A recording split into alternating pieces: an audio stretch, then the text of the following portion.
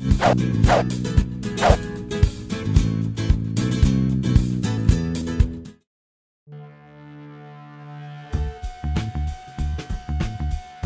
ladies I'm presenting this evening have inspired me, pushed me, made me stronger, made me better, and honestly, they've even given me a little bit of design and fashion advice.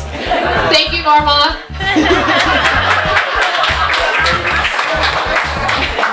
I'm honored to be standing up here with a lineup of such wonderful women that I have the pleasure to call my inspiration, my motivation, my mentors, and my friends. We like to think of these screens as being alienating. We like to talk about social media as alienating us from other people. But in my opinion, that's not at all the way it works. Amen. In my opinion, the way it works is it breaks down barriers of insecurity. It breaks down the barriers of being scared to walk across the room and say hello to someone you've never talked to before. You get to have conversations with strangers across the country, across the world, and make new friends. That's what online communication is for. I have a rule when it comes to my personal Facebook and other social media platforms. I really try to stick to it. Read it, reread it, read it again.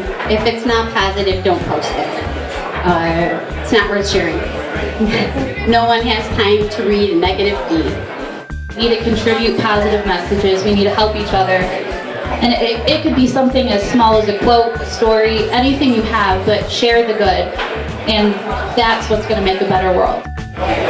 When I tell someone that one or two of my crew members may have just come out of spending 5 years in prison, they usually have all these stereotypes that run through their mind.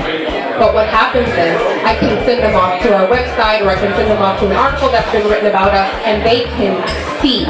The proof is in the pudding. And so when you pass by a 60,000 square foot facility or a 100,000 square foot facility, and we've painted it, and it's these very women that the world is considered lost or disadvantaged or didn't mean anything to anybody else, and you can see the quality of the work that's been put from them. That's what means something. Us as women, and of course the gentlemen that are here with us, also share that we have that commonality that we want to move the region, correct? And we do so in the shared vision to not only share stories, but also share our experiences with others. Social media inspires me. Hearing other people's stories, seeing what people are going through on a daily basis, seeing their struggles, seeing the things that they put forth every day makes me a better person, makes me want to do more. Occasionally makes me look at my life and go, what kind of slacker am I? Oh my gosh, these people are doing amazing things. So it really does, it inspires me. When I started there, we had no way of really communicating with our thousands of members of the YMCA. So we thought, you know what, we were doing paper newsletters, they were ending up on the floor, they were ending up in the garbage. People were saying, you know what, we're not reading this garbage.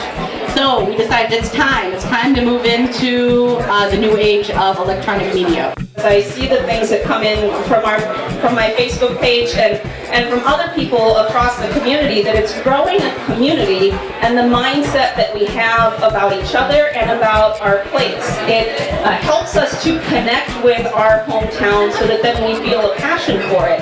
And as we've seen such tremendous growth across the city, it's all a result of the activities of all these different organizations across the city.